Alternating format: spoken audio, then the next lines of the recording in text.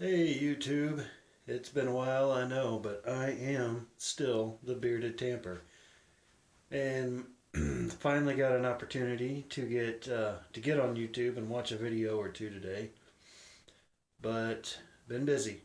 So I was watching Midwest pipe smoker. He did what I think it was tobacco cabinet or something, talking about his cellar or the back stock of tobacco that we have. And and I enjoyed watching it. He mentioned in his video, he's like, I don't even know if anybody's going to be interested. Well, I was. So that inspired me, and I thought I would kind of give you guys. I know I showed you guys kind of the room before, but because I just moved into this, whatever you want to call it, the smoking room. Um, but I thought I'd kind of give a little rundown of what my tobacco backstock or cellar looks like and how I have things set up, in case somebody is wondering how to have a cellar, which you just put the stuff in a box. Okay, anyways, don't want to ramble too much, but I do want to give a quick preview of my setup, and then we'll kind of go into the cellar. So this is what I built. Back up here. I built.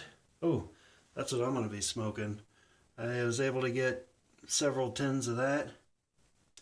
Smoking it in my AJ pipe, Ali Abdul Jabbar from Indonesia.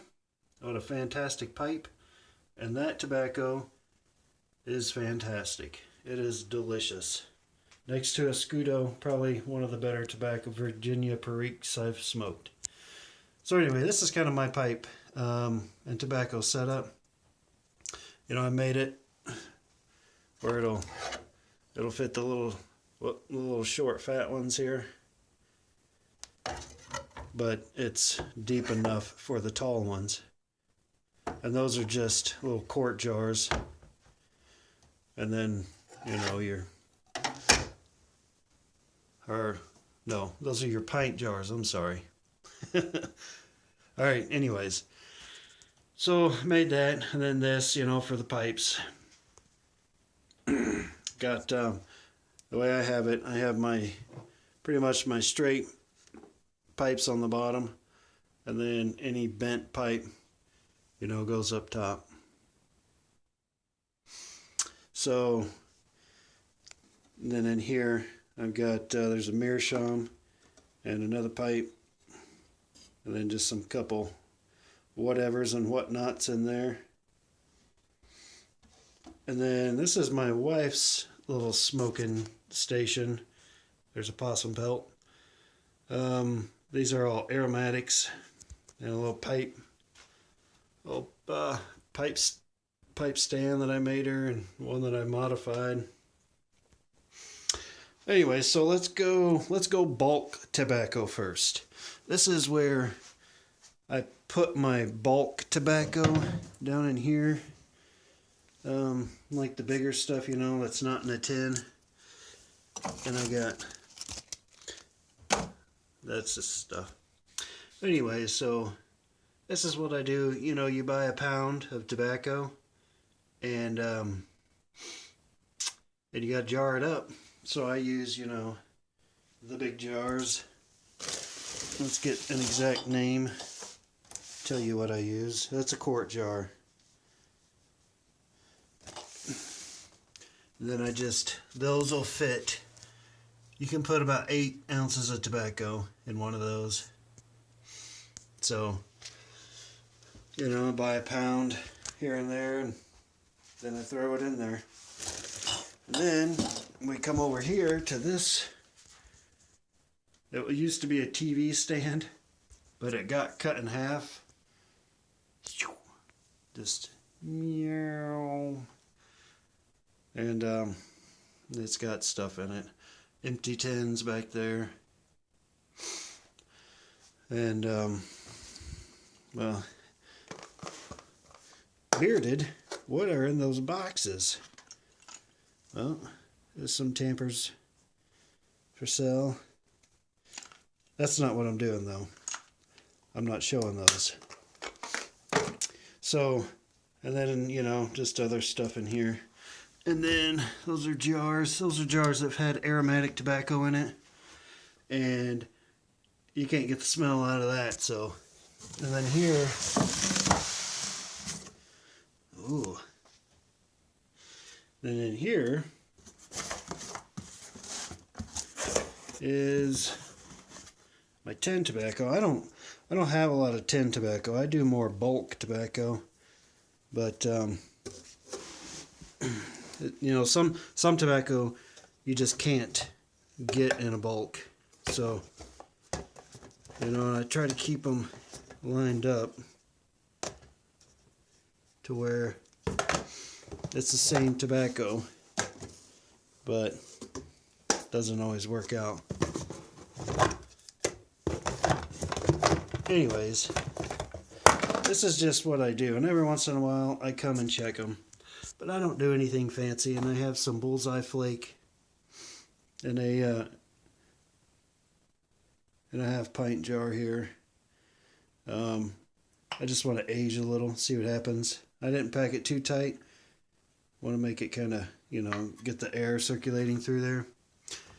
Some beloved marlin flake. This is the last, let's see, what size is that? 100 grams. Last 100 grams that I have, and I haven't opened it yet. It's only 2019, but I had some old marlin flake, and I always, like I say, you know, I don't know. Never tried this, but I picked up a tin. Just to, it was fairly cheap. At some haunted bookshop. And then, you know, some things that I'm really, whoop, I'm sorry, that was my finger right in the way. But I'm not really doing this to age that, the tobacco. Really what I do is, it's just, when I smoke a tin, you know, when that tin is gone, then that tin of, oh, what's it called? Carolina Red Flake with Perique. When that's gone, then I'll come down here, you know, and I'll open one of these. But those jars up there, that's like my bulk tobacco, and, you know, that I just have in the jars and I want to smoke. I say most of it, some of that is tobacco that I got in a trade, and, you know, you can't leave it in a bag, so you have to jar it up. So that's what that is. But then, yeah, like I said, you know, and some of these I don't want to open because they're hard to get, like Cabby's mixture. You can't. That stuff's hard to find. Any Robert McConnell is hard to find. I got a Scottish blend, couple of Scudo.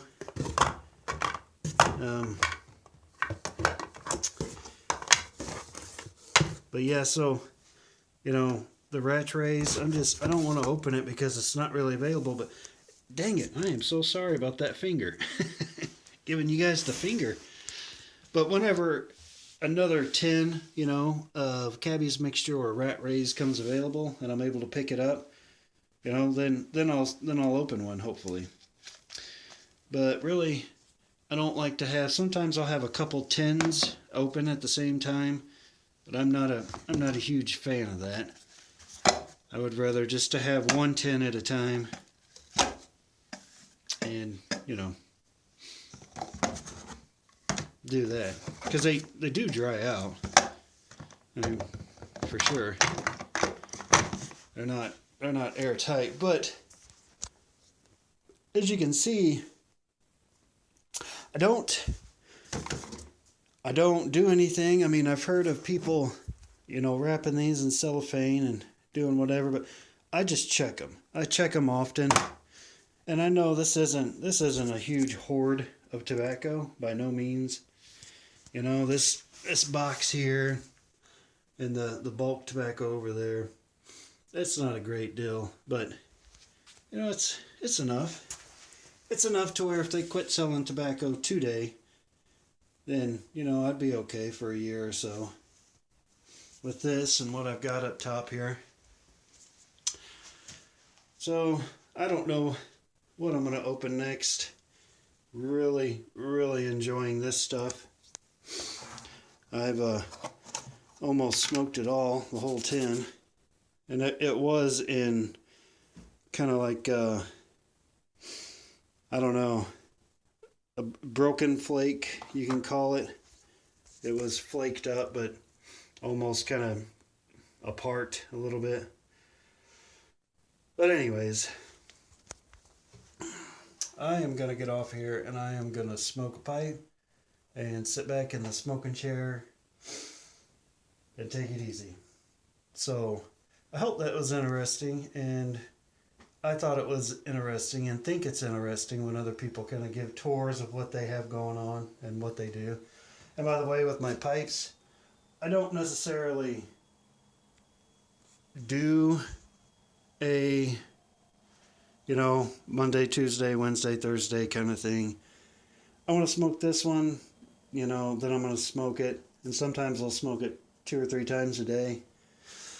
Or if I want to smoke, I smoke what I want when I want, but really for the most part, I do try to give it, if I smoke it, if I smoke this one 2 or 3 times a day, then I will give it a couple days to rest. They say, what are they? They say a lot, but I mean, you do what you want. They're your pipes. You'll know if it's tasting bad. If it's tasting bad, set it down and give it a rest. You might have to clean it out a little bit. Got a couple pipes over here. Oh, these 2 pipes are still, I still need to get rid of these. If anybody, there's a Nording. Nice little Nording. That's a smaller bowl. But I don't smoke it. It's a beautiful pipe, but I just don't smoke it. It's just hanging out. And then this one, not really sure. The marking is extremely faint, but it does have, right there is a fill. See it? Yeah. There was another one right there. There's a fill. But just beautiful pipe. It's a big stack billiard.